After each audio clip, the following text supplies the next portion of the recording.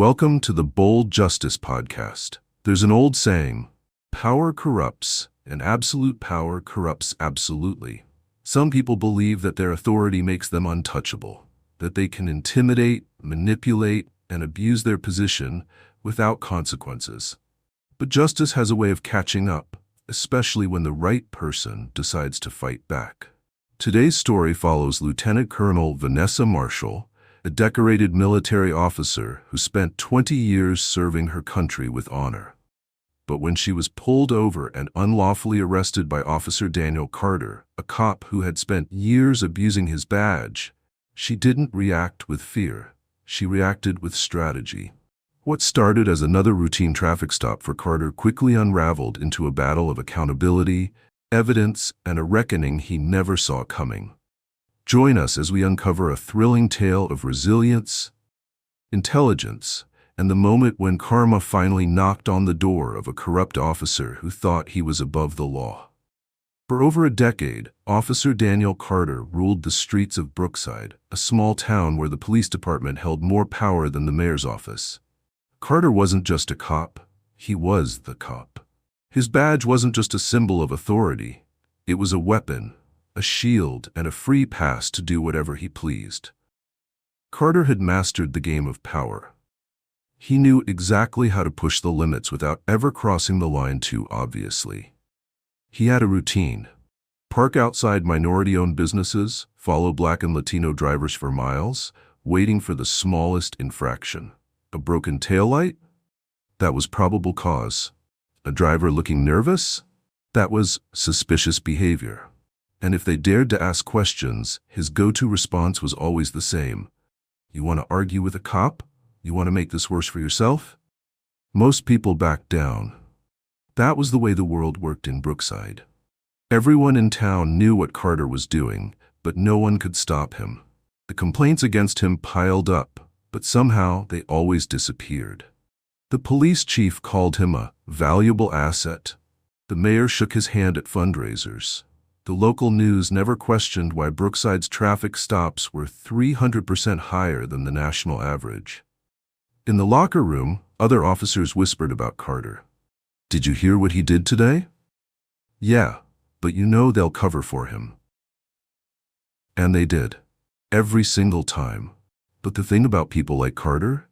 They don't just stop, they get bolder. There was Marcus Reynolds, a high school coach, stopped for looking nervous while jogging in his own neighborhood. There was Emily Tran, an elderly Vietnamese woman who Carter detained for crossing the street too slowly. And then there was Jamal Davis, a college student pulled over for a routine stop. Carter claimed he smelled marijuana, even though there was none in the car. When Jamal questioned it, Carter had him thrown on the pavement, handcuffed, and searched. In front of a crowd of people. You think your rights matter? I can make you disappear into paperwork. Jamal filed a complaint. It never went anywhere. Carter loved the feeling of control. You could see it in the way he carried himself, the way he smirked when another complaint got dismissed. Just doing my job, he'd say, tapping his badge with a grin. And why would he ever stop? No one challenged him. No one ever won. But here's the thing about people who think they're untouchable. They always make a mistake. And Officer Daniel Carter was about to make the biggest mistake of his career. Because the next person he pulled over? She wasn't just another civilian. She was someone who had spent 2 decades enforcing the law the right way. She was someone who knew every regulation Carter was about to break. She was someone who had spent years training officers how to handle authority the right way. And she wasn't scared of a badge. Carter just didn't know it yet. The wrong traffic stop. It was a crisp Tuesday morning when Lieutenant Colonel Vanessa Marshall pulled onto Route 17 in her silver Toyota Camry, heading toward the Veterans Resource Center where she volunteered. To anyone passing by, she looked like just another commuter.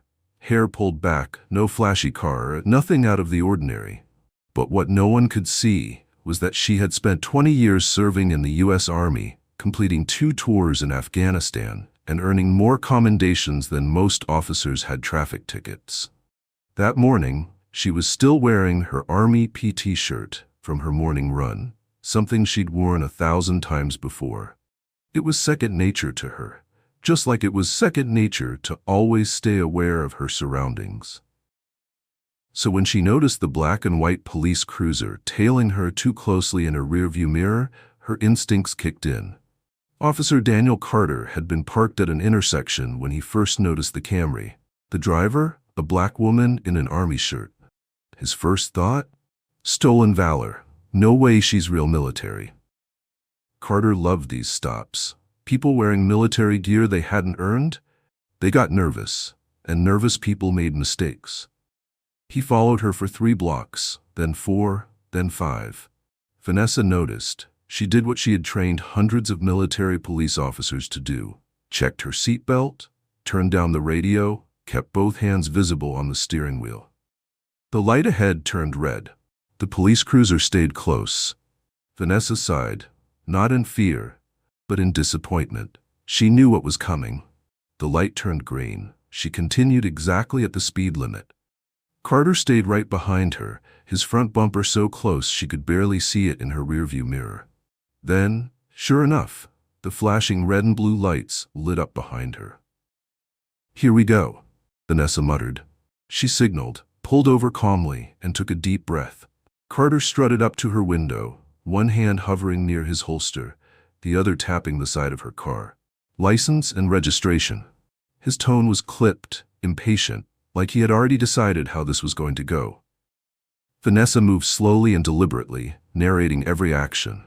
"I'm reaching for my credentials in the glove compartment, officer." She handed over 3 items: driver's license, vehicle registration, military ID. Carter barely glanced at the first 2, but when his eyes landed on the military ID, his smirk faded. He scoffed. "You expect me to believe this is real?" Vanessa held his gaze. "Yes, sir. I'm Lieutenant Colonel Vanessa Marshall, currently stationed." Carter cut her off with a laugh. "Right, and I'm the Secretary of Defense. Step out of the vehicle, now." For the first time in years, Vanessa felt a familiar emotion creep up. Frustration. Not fear. Never fear.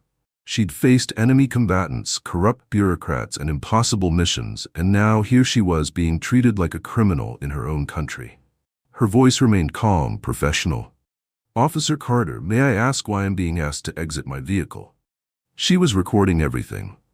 Her phone, carefully angled on the dashboard, had been capturing the entire exchange from the moment Carter approached. His smirk turned ugly. "Turn that off, now." Vanessa didn't move. "Sir, I have the right to record this interaction. Could you please state the reason for this stop?" Carter gritted his teeth. He hadn't expected pushback. "Playing lawyer, huh? Fine, I saw you swerving, probably drunk. Out, now." Vanessa knew she hadn't swerved once. Her dash cam would prove it later. She stepped out of the car, controlled, composed, and entirely unshaken. Other cars slowed down, drivers watching from a distance. Carter grabbed Vanessa's arm, too rough enough to bruise, and shoved her toward the hood of her car. "Spread your legs, hands on the car." Vanessa's voice stayed level, but there was a new sharpness to it. "Officer Carter, I believe this constitutes excessive force." The handcuffs clicked around her wrists before she could finish. Carter leaned in close, voice dripping with condescension. "Not so high and mighty now, are we, Colonel?" Vanessa glanced at her phone, still recording. She had seen this look before, in men who thought power made them invincible. But she hadn't spent 20 years serving her country just to be bullied by a man who dishonored his own badge. This wasn't just about her anymore. This was about every person Carter had ever harassed. As the squad car pulled away, taking Vanessa toward the Brookside Police Department, she was already planning her next moves. Because while Carter thought he had arrested just another black woman, he had actually just declared war on the wrong lieutenant colonel. The holding cell at the Brookside Police Department was cold, deliberately so. Everything about it was designed to break people down. But Lieutenant Colonel Vanessa Marshall wasn't just anyone.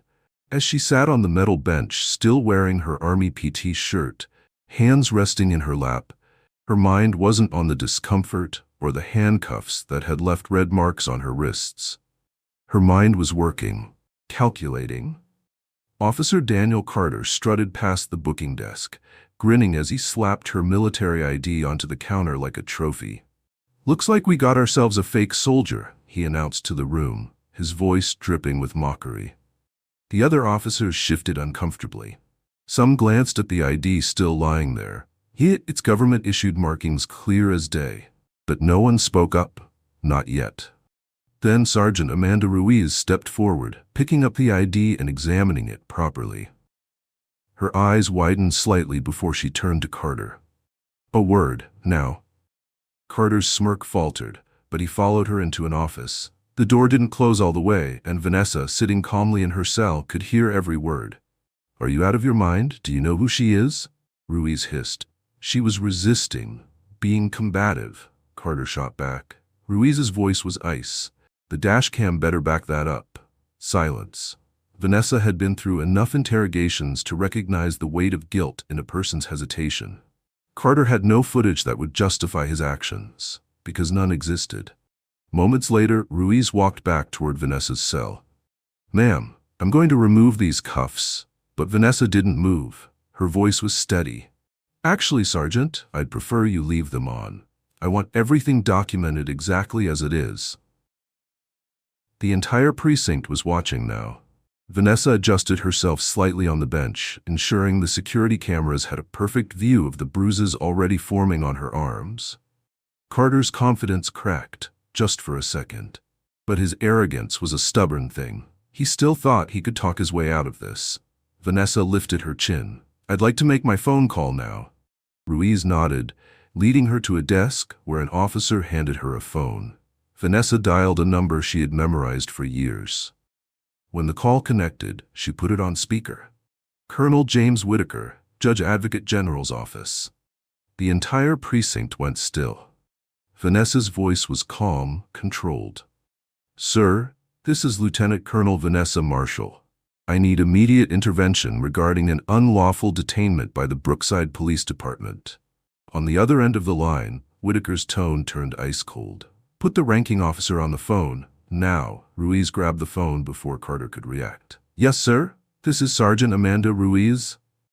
"You have exactly 1 hour to release Lieutenant Colonel Marshall," Whitaker interrupted, "before I personally call the police commissioner, the mayor's office, and the Department of Justice." The room erupted into action. Officers scrambled, forms were being shredded. Carter was being pulled aside. Ruiz immediately unlocked Vanessa's handcuffs. But Vanessa wasn't done yet. She stood up, rubbing her wrists, then turned to address every officer in the room. "I want each of you to remember something," she said, her voice carrying the weight of 2 decades of command. "What happened today? It ends here. Not just for me, for everyone who didn't have a Colonel Whitaker to call." She walked out of the station, pulling out her phone to make another call. Not to the media, not to a civil rights attorney. No, she called a man who had been collecting complaints against Officer Carter for years, waiting for the right case to break it open. Because Vanessa Marshall didn't just want Carter suspended. She wanted the entire system that protected him to crumble. The next morning, Officer Daniel Carter walked into the Brookside Police Department like nothing had happened. He had handled complaints before. They always went away. He was untouchable, after all. Or so he thought. As he stepped inside, something felt off. The usual nods from fellow officers were missing. Conversations hushed when he walked past. His usual parking spot was taken. His coffee mug was gone from the break room. Then his phone buzzed again and again. Messages from his union rep. "Do not talk to anyone. We have a situation." Carter's jaw tightened. This was different, but it couldn't be that bad. Right? Across town, Lieutenant Colonel Vanessa Marshall sat in a small office with Internal Affairs investigator David Chen. "Show me everything," Vanessa said, placing a USB drive on the desk. Not just her dashcam footage, not just her phone recording. She had something better. For the past 5 years, Vanessa and other veterans from her support group had been collecting every documented interaction with Officer Carter. Chen's eyes widened as he scrolled through the spreadsheet. 37 incidents, 15 formal complaints, all buried. Until now. Vanessa leaned back in her chair. We're military. Documentation is what we do. Chen exhaled slowly. This is thorough. Vanessa wasn't finished. Check your email. He opened it. 3 sworn statements from officers inside the department. People who had witnessed Carter's behavior firsthand. People who were finally ready to talk. Back at the precinct, Carter's arrogance was beginning to crack. His phone kept buzzing. He stormed into the captain's office, slamming the door behind him. This is harassment, he barked. That woman is lying. The captain said nothing. Just silently slid a folder across the desk. Carter opened it. Inside were photos of Vanessa's bruised arms, her military record, her commendations, and something that made Carter's blood run cold. A list of all his previous targets. He didn't think they'd find each other, did he? Didn't think they'd organize, share stories, build a case? Carter sank into a chair. His badge suddenly felt heavier than ever before. Then he heard something outside. He turned toward the window. On the sidewalk in front of the precinct, 36 people stood silently. No signs, no chanting, just watching. Each of them held a folder in their hands, their documented incidents, their proof.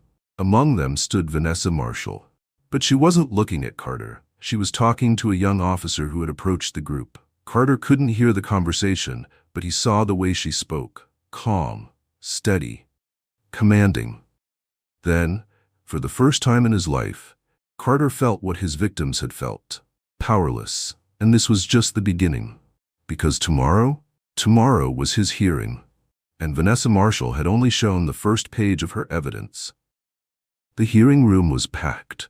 Every seat taken, every corner filled. Officers, community members, and even retired judges had come to witness what they all knew wasn't just about one cop gone bad. It was about what would be done about it.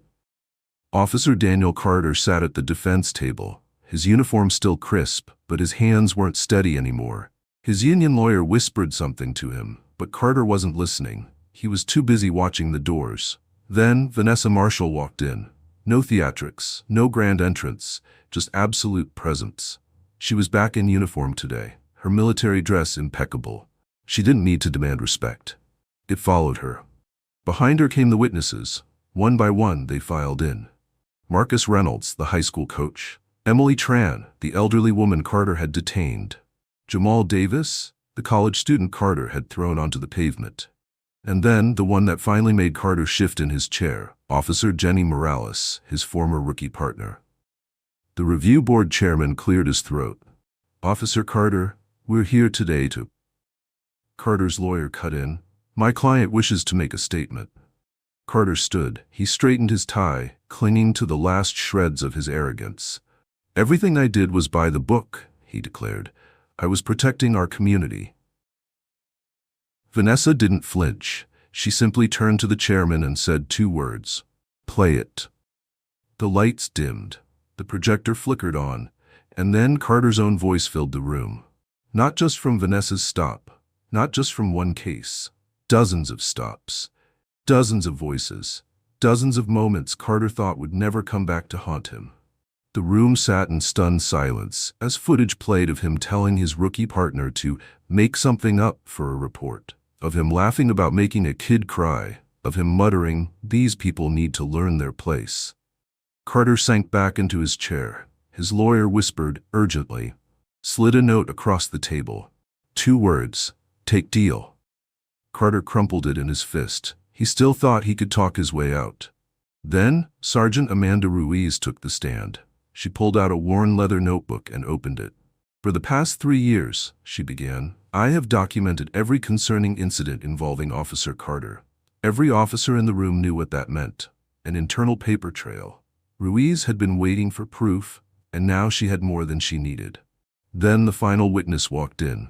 The room went dead silent. Carter half stood frozen. His own daughter.